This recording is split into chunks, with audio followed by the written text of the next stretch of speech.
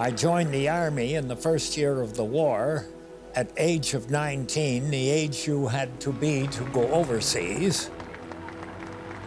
I joined at age 15. I lied about the age a bit, like a lot of young kids did.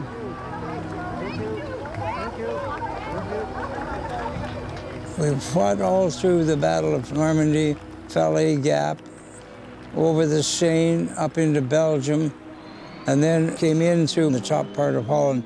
Men of an Ontario infantry battalion and a Western tank unit attacked the Dutch town of Groningen. And that's where we were for the whole winter of 1944-45.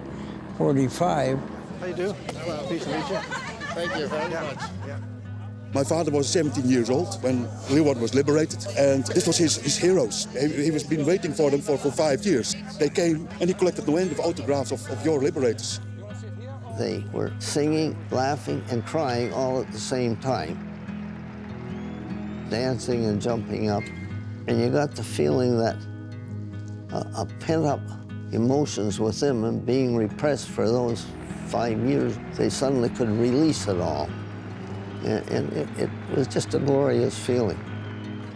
Ik ben hier, maar ik word weggestuurd. Then I would like to have the whole family around. Say cheese, say whiskey. Say whiskey. I'd like to introduce and to welcome the 18 Canadian liberators with their family and their companion. Thanks again for being here. And without the efforts of you and your colleagues 70 years ago, we wouldn't have been here at all today. Freedom is something we have to cherish, and we must honor those who fought for it. That was a bad winter, 44 and 45. Children were starving to death in the street. They were hunting on the streets, trying to find something to eat. Two-prong offensive. The 1st Canadian Corps hits with a left hook designed to clear northern Holland as they liberate town after town until finally... We had a truce there for about 3 days where we tried to feed the Dutch people on the other side. With the food goes a convoy of Dutch doctors to look after their sick countrymen. Thank you very much for our liberation. Oh, yeah. We are so grateful to you and your companions. We are very grateful for you for welcoming us. We found that people were they were always, the little kids, hungry, you know. If we had any food or any hard rations with us, we'd give them what we had, because we figured we could always get it. We knew who they'd run home and share it with the family anyway. That was how good they were. Thousands of Hollanders have existed on a starvation diet. The cases of allied food... Before Franeker, there's a canal, and the Germans had blown the bridge. And the Dutch people came out and they reconstructed a bridge solid enough to take our vehicles over into the town. I gave a little piece of chocolate away while we're waiting for that bridge to be built into Franeker. Today, there was a gentleman said he was 80 years old. I was a 10-year-old boy when you were going into Franeker, and you had to stop and wait for the bridge. And he said, you gave me that little bit of chocolate.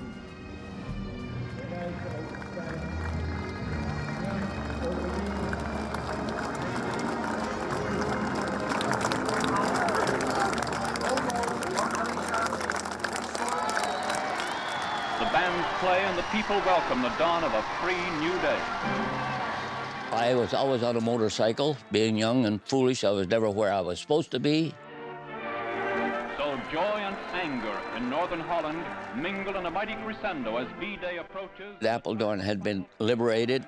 A man came over to me and said, "Can I ride on your bike?" I said, "No, but I'll take you anywhere you want to go." So away we went.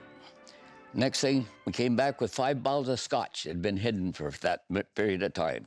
So that was an extremely good evening. So our objective was that with this celebration of the 70 years, our contacts between Friesland and Canada should not end, but should continue to go.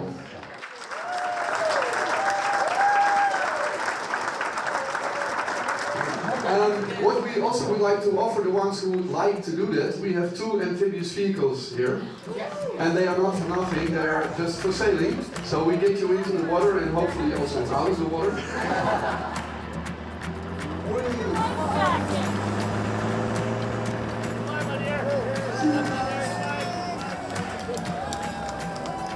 Everybody's gone overboard to make us feel so welcome, so happy. We will never forget the welcome this time. It's been phenomenal. It says forever in our hearts. Thank you for freedom. I think I'm supposed to phone her for a date.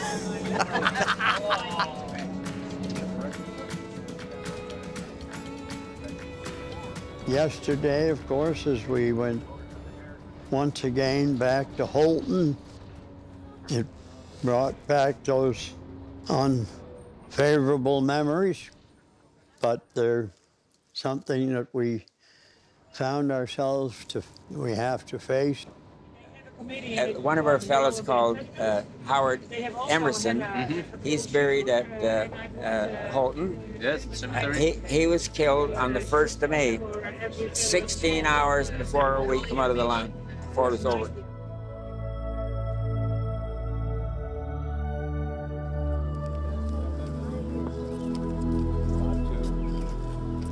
Right here, you see the number in the end.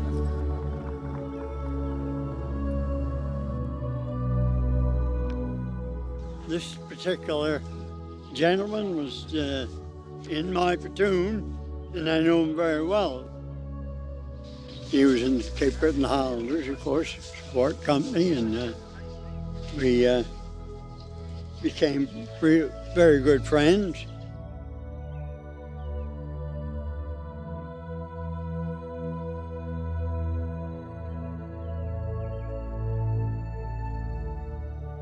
It's nice to know that their resting place is being taken care of so well, and that, of course, makes me feel real good to know that after their supreme sacrifice, they are now recognized and taken care of. Right in here somewhere.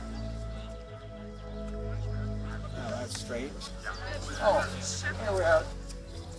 Here we are. He just came back from England because he was married in England, and I think he had 2 children, and he was killed 16 hours before it was all over. But you remembered him? Oh, yes, I remember, Mari. Well, Howard, cheerio, old buddy.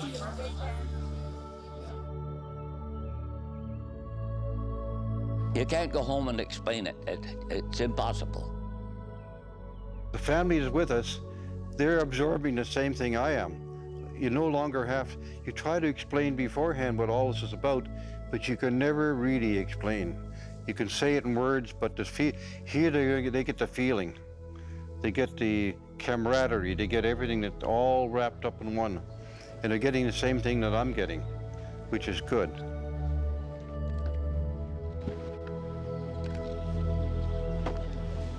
It's fantastic on how the graves are looked after by the young kinder of the country. The kids are dedicated, they have their own grave that they look after. Every year they have a service, the light candles all night long. The Dutch people and the Canadian people have forged a bond no other nation in the world has ever done. And if it only could happen more often to more countries, then we might have a much better, peaceful world.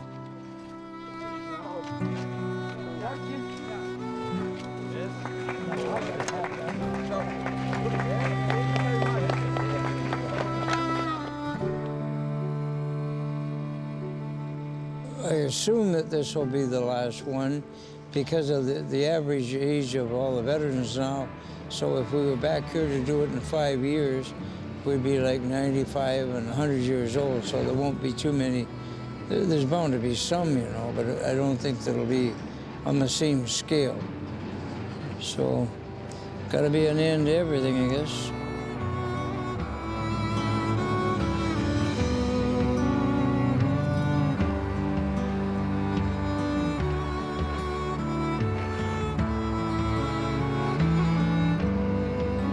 The Dutch children are so thankful that Canada saved the country for their grandfathers and their forefathers.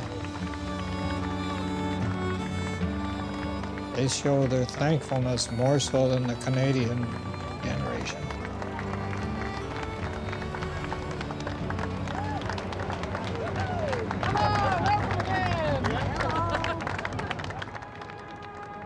All of their children are getting that history so that they're passing it on to their children.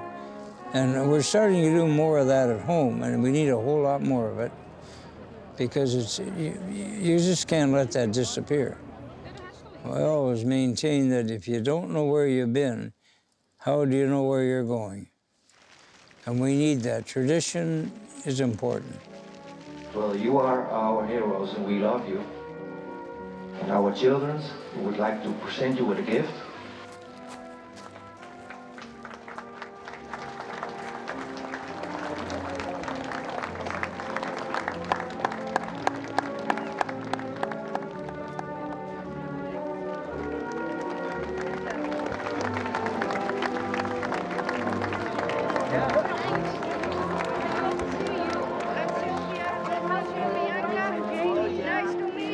Good. Yeah.